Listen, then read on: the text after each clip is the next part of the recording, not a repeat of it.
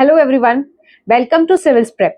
इस वीडियो में हम डिस्कस करेंगे how to prepare current affairs for UPSC and importance its place. तो क्या इंपॉर्टेंस है इसकी, क्योंकि इससे क्वेश्चंस हमारे एग्जाम के तीनों ही स्टेजेस में पूछे जाते हैं, be it prelims, be it mains और द इंटरव्यू। तो प्रीलिम्स में कितने क्वेश्चंस हमसे पूछे जाते हैं वो डिस्कस करते हैं।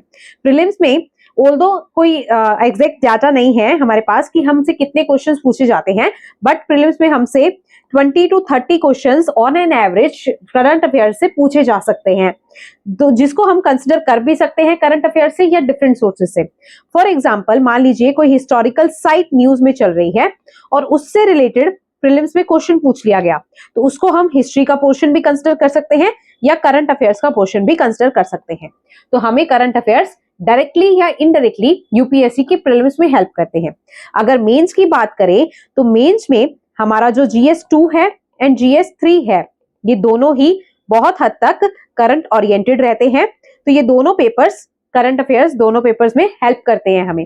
फिर जीएस 4 एथिक्स के पेपर की बात करें तो एथिक्स में भी हम अपने आंसर्स में करंट रिलेटेड एग्जांपल्स को कोट कर सकते हैं, या करंट में अगर कोई इशू चल रहा है तो उससे रिलेटेड हमसे वो सिचुएशन देके एथिक्स में केस स्टडीज भी पूछी जा सकती है।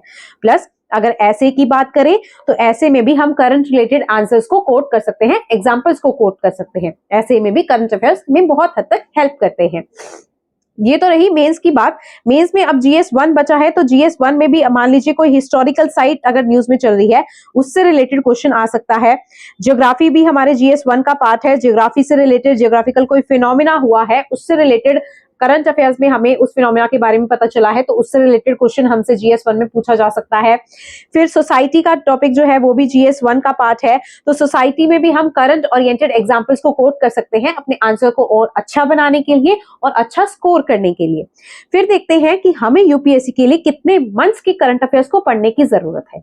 यूपीएससी में अगर जनरली बात करें तो जनरली हमें 12 मंथ्स यानी कि 1 साल के करंट अफेयर्स को पढ़ने की जरूरत है। हमारा जो प्रीलिम्स होता है वो जनरली मई के लास्ट संडे में होता है, तो हमें उससे 1 साल पहले की मई से अपनी करंट अफेयर्स को पढ़ना शुरू कर देना चाहिए। अब हमारा 2026 का जो पेपर है उसके लिए हमें अभी से हमारे करंट अफेयर्स को अच्छे से प्रिपेयर करना शुरू कर देना चाहिए। हमारा जो मई मंथ से करंट अफेयर्स है उसको हमने पढ़ना शुरू कर देना चाहिए, और मेंस और इंटरव्यू के लिए भी यही चीज फॉलो करनी चाहिए हमें।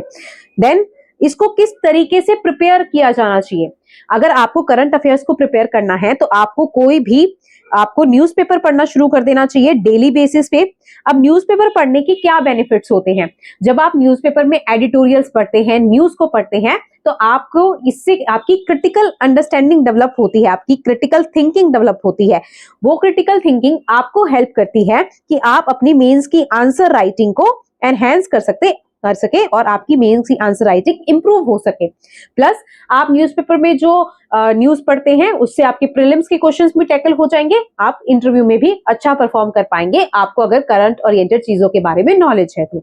एंड देन फिर इसको और प्रिपेयर करने का क्या तरीका होता है? फर्स्ट ऑफ ऑल, आपने कोई भी न्यूज़पेपर को फॉलो करा डेली बेसिस पे, और इसमें जनरली फॉलो करते हैं द हिंदू या द इंडियन एक्सप्रेस। इसको यूपीएससी एस्पिरेंट्स ज्यादातर फॉलो करते हैं।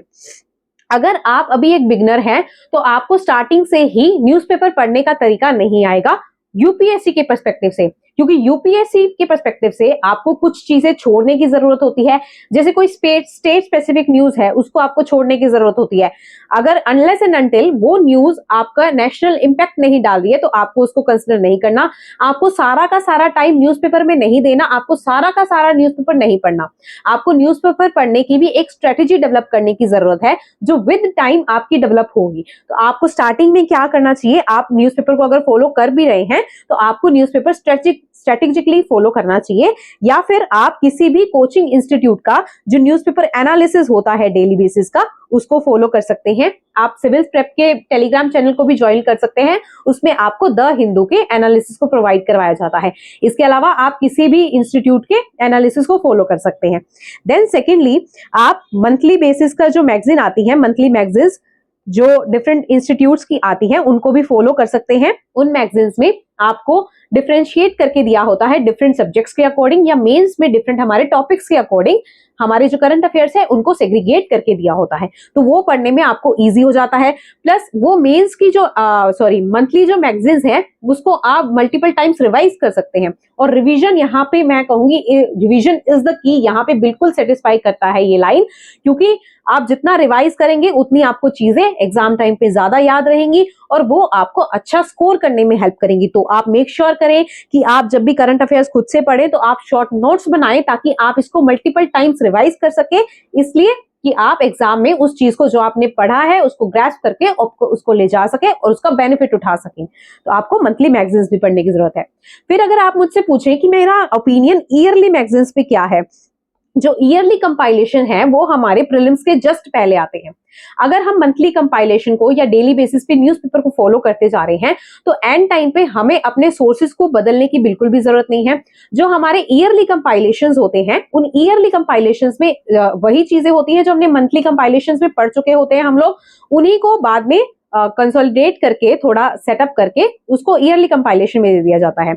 और क्योंकि ये हमारे एग्जाम से जस्ट पहले आता है और हम हमारे एग्जाम के जस्ट पहले तो सोर्स को चेंज कर चुके होते हैं अगर हम ईयरली कंपाइलेशन को पढ़ रहे हैं, और सोर्स को चेंज करने के साथ साथ हमारे पास इतना टाइम भी नहीं बचता कि हम उसको मल्टीपल टाइम्स रिवाइज कर सकें, और रिवीजन के बिना किसी भी चीज का पढ़ने का कोई भी मतलब नहीं रह जाता। इसलिए ईयरली कंपाइलेशंस को आपको जनरली अवॉइड करना चाहिए। लेकिन फिर भी अगर आपने अपनी मंथली मैगजीन्स को बहुत अच्छे से बहुत टाइम पढ़ लिया है, बहुत बार पढ़ लिया है, तो आप ईयरली कंपाइलेशन के बारे में सोच सकते हैं। अदरवाइज आपका newspaper and monthly magazines are more than sufficient to crack this examination या crack this current affairs portion of this examination. तो क्या क्या हमारे फोकस एरियाज होने चाहिए करंट अफेयर्स को पढ़ने के? सबसे पहले आपको करंट अफेयर्स अगर आप अपने आप से तैयार कर रहे हैं तो आपको ये जानने की जरूरत है एक्चुअल में यूपीएससी क्या क्या चीजें पूछता है। तो फोकस एरियाज हमारे होने चाहिए गवर्नमेंट बजटिंग, जो हमारी बजट है, बजट से क्वेश्चंस डायरेक्टली या इनडायरेक्टली आते हैं। इकोनॉमिक सर्वे से हमारे क्वेश्चंस डायरेक्टली या इनडायरेक्टली आते हैं। इकोनॉमिक सर्वे आपको अच्छे से पढ़ना चाहिए। जो गवर्नमेंट की स्कीम्स होती हैं, जो गवर्नमेंट की पॉलिसीज होती हैं, इन स्कीम से क्वेश्चंस डायरेक्टली या इनडायरेक्टली पूछे जाते हैं हमसे। इनके डायरेक्टली क्या प्रोविजंस हैं उनसे भी डायरेक्टली क्वेश्चंस पूछे जा सकते हैं। इनके आपको एक एक जो मेजर प्रोविजंस हैं मेजर स्कीम्स के, वो आपको अच्छे से यहाँ पे पढ़ने की जरूरत होती है। इसके अलावा ये जो मैंने क्वेश्चन आपको एग्जाम्पल दिया है, ये 2025 का एक क्वेश्चन है। इसमें ये टर्म दी हुई है CL20 HMX LLM 105। ये टर्म्स ये पूछ रहा है कि किस चीज को रेफर करती हैं। तो अब इसमें ये ऑप्शन का आंसर को तो था option number B, explosives in the military weapons.